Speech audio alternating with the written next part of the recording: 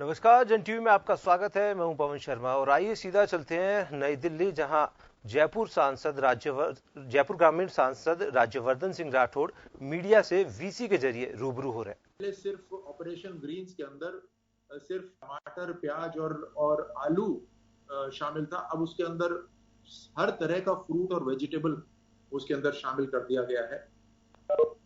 तो ये जो अभी तक क्या होता था, जो किसान बीज बोता था वो अपने अड़ोस पड़ोस में देखकर बीज बोता था कि भाई कौन सी फसल सबसे अच्छी हुई, मैं वही वाली बीज बो देता हूं। लेकिन होता क्या था कि उससे फिर सभी एक क्षेत्र के, एक पूरे जिले के तकरीबन किसान, मान लीजिए टमाटर ही बोते थे या मान लीजिए प्याज ही बोते थे।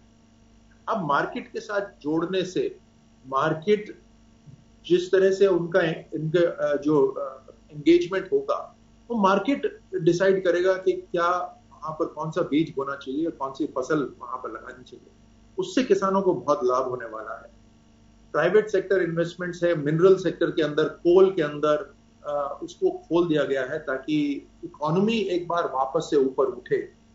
डिफेंस सेक्टर के अंदर बड़ी मात्रा के अंदर प्राइवेटाइजेशन हुआ है, जहां 49% होता था, उसको 74% कर दिया गया। और आप सब जानते हैं कि डिफेंस के अंदर एक परसेंटेज तक वापस भारत के अंदर ही इन्वेस्टमेंट करना जरूरी है, तो भारत के अंदर जो डिफेंस इंडस्ट्री है वो वापस से बढ़ेगी। तो इन सभी तरीकों से एक तरह से पूरा आर्थिक जो व्यवस्था है वो नीचे से लेकर ऊपर तक एक बार मजबूती उसको मिलेगी और वापस खड़ी होगी। और उसके अंदर बहुत जरूरी हो जाता है कि राज्य सरकार जो माइग्रेंट्स हैं उनका डेटा नोट करे ताकि उनको अपने से दूर ना जाना पड़े। और अगर मैं इस बात को यहां रखूं कि जो मकसद था 2014 में जिसपे मोदी सरकार ने काम करना शुरू करा कि जो फ्रेट कॉरिडोर है, उस फ्रेट कॉरिडोर के अंदर इंडस्ट्रीज आने शुरू होंगी, तो एक किसान के बेटे को या बेटी को माइग्रेट दूसरी जगह कोई दूर जाने की जरूरत नहीं है, बल्कि वो कुछ किलोमीटर चल इंडस्ट्रियल एरिया में काम करके वापस अपने खेत में वापस आ सकती है या आ सकता है। और उससे उसकी जो लिविंग कंडीशन है वो लिविंग कंडीशन सस्ती रहेगी और बेहतर रहेगी। और साथ साथ एक घर के अंदर जब 10-12 हाथ हो जाते हैं काम करने वाले, तो खेत के अलावा वो इंडस्ट्री और फैक्ट्रीज के अंदर भी काम कर सकते हैं। इस लक्ष्य को ध्यान में रखते हुए केंद्र सरकार अपना आत्मनिर्भर जो स्कीम है उसको लेकर आए हैं कि इंडिपेंडेंट हो, हर एरिया के अंदर इंडिपेंडेंस हो, हर एरिया के अंदर वहीं पर ही उत्पादन शुरू हो, वैल्यू एडिशन हो। फार्मर से लेकर मार्केट के बीच में वैल्यू एडिशन की जरूरत है और उस वैल्यू एडिशन के ऊपर अभी ध्यान दिया गया है।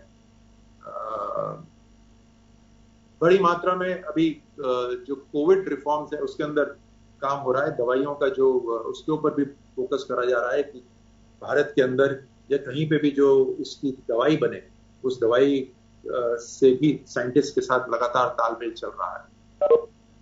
तो ये बड़े रूप में ये एक पूरा एक भूमिका मैंने रखी है। आप जब प्रश्न पूछते हैं तो जिस भी सब्जेक्ट के बारे में पूछेंगे मैं उत्तर देने की उसमें कोशिश करूंगा।